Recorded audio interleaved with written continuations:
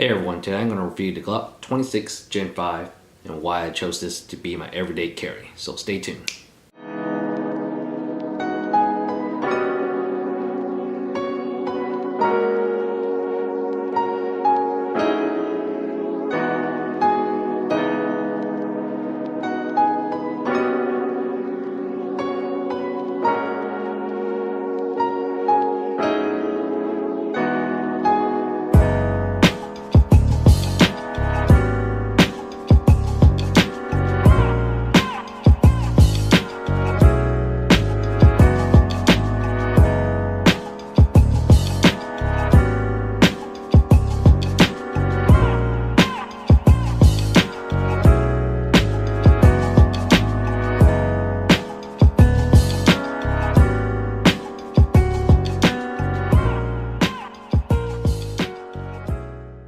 Alright, before I start the video, just want to make sure the gun is safe, clear the magazine, nothing in mag, nothing in chamber, pull at a safe direction, pull, we're clear. So, why did I chose the Glock 26 Gen 5 over other handguns? Funny thing is that I tried many other handguns before, like the M&P Shield, the Glock 26 Gen 4, and this current model is the Gen 5, which I currently own. Over past years, I somehow tend to come back to the Glock brand. Why is that? In my opinion, which people will be bitching and crying about in the comment section, but the Glock is simple. It's light and universal. You could trick the shit out of the Glock if you wanted to. However, I don't want to spend a lot of money on that, so please donate to my channel so I can start customizing this. Alright? Just playing with you guys. Like I mentioned before, I used to have miniguns in the past in all the Gen 4 models for 9mm. The Gen 5 has improved, but there's some stuff that I wish Glock could still improve. So here are some cons, in my opinion. So first thing, the trigger does not feel smooth or crisp right out the box. To me, in my opinion, it still feels like the Gen 4 right when you get it. But I did add a double diamond connector 3.5 trigger pull onto this. It does feel much better. The grouping is a lot better when I went to the range. Shot it about like maybe 500 rounds, no jams or anything like that. So this works fine. I did try another connector called the Ghost Edge 3.5, which I was recommended by 2 gunsmiths. They say this will work with the Gen 5 models, but I keep having concerns because it says only works from Gen 1 through 4. They say it still works, and I was like, alright, I'll give it a try. Went to the range. Guess what? Every 3 to 4 shots, it did not work. So I did not put that connector back into my Glock. So I went back to the diamond, double diamond. I'll leave a link in the description below if you guys want to check this out and test it out at the range. Yes, I know people are gonna say, what the fuck are you doing? You should stick with the original connector. Well, I did that before with my previous Glock Gen 4 on a 19 and 26 with no issue after experimenting. So this works pretty well on the Gen 5. The double diamond connector feels a lot more better and it shoots tighter groups. Like I mentioned, this is my personal experience. This probably won't apply to many other people, but test it out. Second, I wish the Glock extended a little bit more at the bottom grip in the front right here. Just like the back. Now on the back I added a beaver tail back strap, medium size, and you know how this extends out a little bit? I wish this matches the front, because every time I shoot, my pinky starts to feel uncomfortable. Now, if you use too much of your pinky, it will mess up your shot. It's not a big hassle to me, but I wish the Glock could have extended the grip just a little more at the bottom in the front right here, but no hassle. Now, third, I still don't like the texture of the grip. I wish that the Glock came out with another texture like the Walther or the H&K ergonomic grip.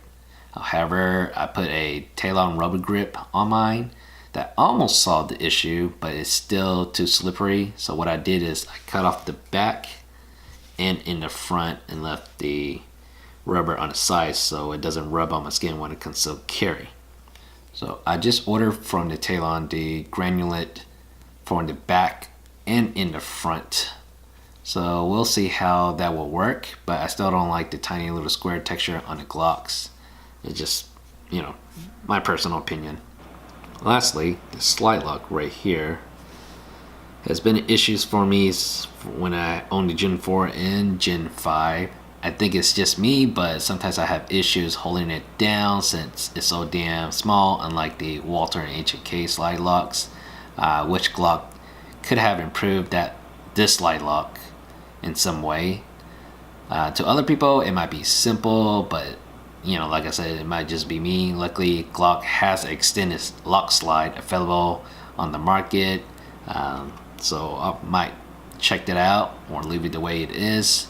You know, sometimes my finger and my nail gets freaking sore from just trying to hold it down and remove the slide when I clean, but that's just me. Now, let's talk about the pros I like. First, the weight and size compared to other brands.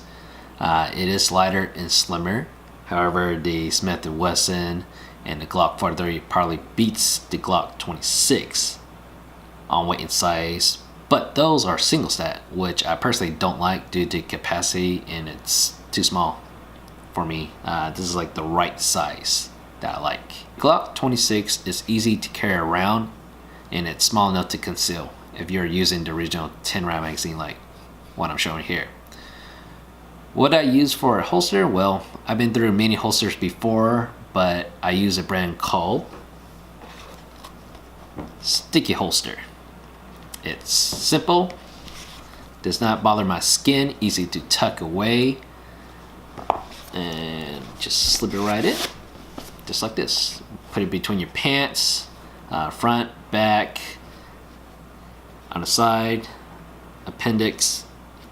You put it between your car seat, which I like because this one doesn't have any belt clips. Now, as you guys can see, with the sticky holster, you can put it right between your seat. Easy to access, easy to put back. Now, people might be complaining, well, what if you go for a walk? It might slip down, and yes, it has happened to me if I'm not wearing a belt. So I ordered a custom from Sticky Holster again. From Sticky Holster, I got the custom belt clip. So when I go for a walk or a run or somewhere that I think my gun or this holster won't hold up, I'll use this. For now, my daily is the one without the belt clip. Second, you can do many upgrades and customization with the Glocks, unlike any other brands. You can add different types of magazines, like I did, add a new connector. You can put a new slide with ports. There's so many things that you could think of to do with the Glock. And you could use previous generations, like the Gen 4, and add it to the Gen 5, which that is pretty awesome. Third, the sights I got already came with a Glow, which works very well during the day and night, and I highly recommend you guys get this instead of the stock one. Spend an extra, extra 60 or 80, and you'll love the sights. Easy to see with the orange front target. Fourth, it's easy to take apart and clean or change out parts yourself, like I did when I changed out the connector. So pretty much you pull the trigger, pull the slide back a little bit, take down, sorry. Okay, I hate this fucking slide lock. And take everything apart. Spring, barrel. Take out the connector, it's pretty easy. Just lift up this part. And go from there, just watch other YouTubes and yeah. Fifth, the grip, as you can see, has no fin groove versus the Gen 4, which felt weird at first, but I got used to it and I start feeling it. It feels good in my hands, so have no issues there. 6, I noticed there's a difference with the magazine. Stock magazine, of course, that came with the Gen 5. It's easier to load bullets without even using a speed loader, versus the Gen 4. When it came to the 8th or 10th round, you had to use a speed loader. For me, of course. Now other people maybe not, but for me I had to. But there's a big difference, I can tell, except for the orange color, of course. Lastly, from owning and using many handguns in the past, I feel like the Glock 26 Gen 5 or Glock in general is simple and reliable right out the box. Personally, I like to do a little bit upgrades to make it a little bit better, but it should be already perfect right out the box, as what Glock advertised. If you like or find the video helpful, please give it a thumbs up and subscribe to my channel. Leave a comment of what you think. Yes, I'll take some trash talkers, of course. Until next time, I'm out.